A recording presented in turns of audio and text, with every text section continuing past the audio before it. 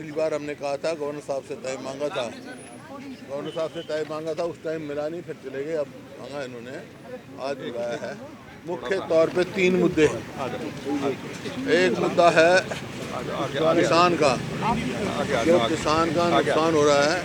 ये सरकार कह रही है कि हम 24 फसलों का MSP देते हैं, लेकिन किसान को MSP नहीं मिल रही। धान पर भी, उसमें भी कटौती लग रही है, 500 से 600 रुपये प्रति क्विंटल। बाजरे में ना, कपास में 1000 रुपये क्विंटल, और ना कंपनसेशन मिला अभी किसान को। फसल कम हुई है, प्रोक्योरमेंट ज़्यादा हुई है, तो हमने जांच की मांग की है। भाई कहाँ से आ गया धान इतना, और ये जो कटौती लग रही है कहाँ। अब गेट पास में पकड़े गए हैं तो भी छोटी मछलियों को ऊपर सजा दे रहे हैं, लेकिन ये घोटाला जो है कोई सैकड़ों करोड़ का नहीं है, हज़ारों करोड़ का घोटाला धान की खरीद में हुआ है। इसकी जांच हमने मांगी है। दूसरा कि जो कानून व्यवस्था है, कानून व्यवस्था हरियाणा में 80 के करीब गैंगस्टर काम कर रहे हैं, ऑर्गेनाइज्ड क्राइम हो रहे हैं, जो फिरौतियाँ मांगते हैं और कहते हैं, अपनाते हैं, नाम बताते हुए हमने मांगी है। हर दुकानों पे डॉक्टरों से फिरौतियाँ मांगी जा रही है। तो आज हरियाणा प्रदेश पूरे देश में सबसे ज़्यादा असुरक्षित प्रदेश है। ये मेरी रिपोर्ट नहीं है, गृह मंत्रालय की है। तो आज कोई अपने आप को सुरक्षित नहीं महसूस करता।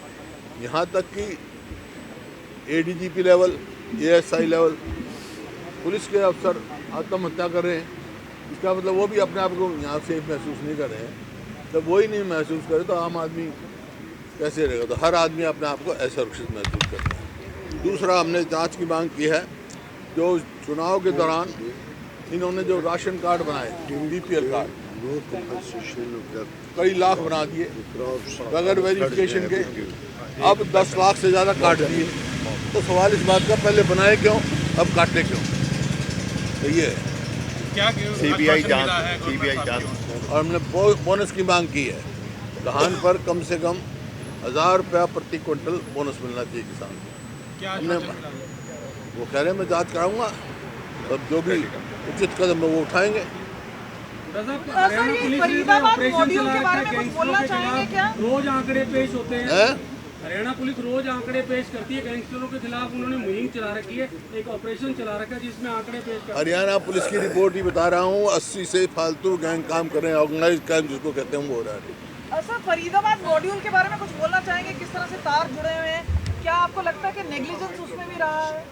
क्या रहा है फरीदाबाद में? RDX पकड़ा है, RDX पकड़ा है। भाई जो भी हो, दोषी को तुरंत पकड़ के सजा देनी चाहिए।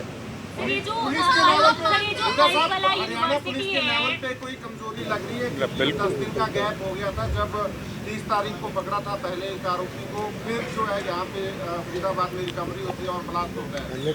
पुलिस जितनी चुस्त और दुरुस्त होनी चाहिए उतनी नहीं है हरियाणा में।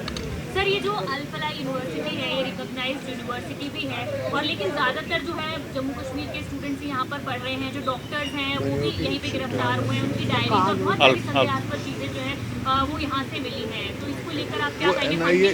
NIA इन्वेस्टिगेट कर रहा है, जाँच कर रहा है, जो भी दोषी हो उसको सजा मिलनी चाहिए। ठीक है साहब, कल बिहार चुनाव के नतीजे भी है सर, एग्जिट पोल जो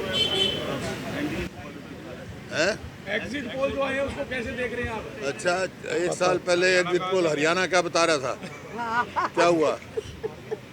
अरे कोई एग्जिट पोल ऐसा है पार्लियामेंट जिसने ये ना बताया हो कांग्रेस की सरकार बन रही है हरियाणा में? पार्लियामेंट 400 पार। एग्जिट पोलों ने तो ये बताया था राज करोगे। कर्नाटक में, हिमाचल में कांग्रेस के नेता हैं। किसी ने भी BJP की 27 से ज़्यादा वोट सीट नहीं बताई थी। एग्जिट पोल की तो पोल खुल गई, लेकिन बिहार में महागठबंधन की सरकार बनने जा रही है। धन्यवाद।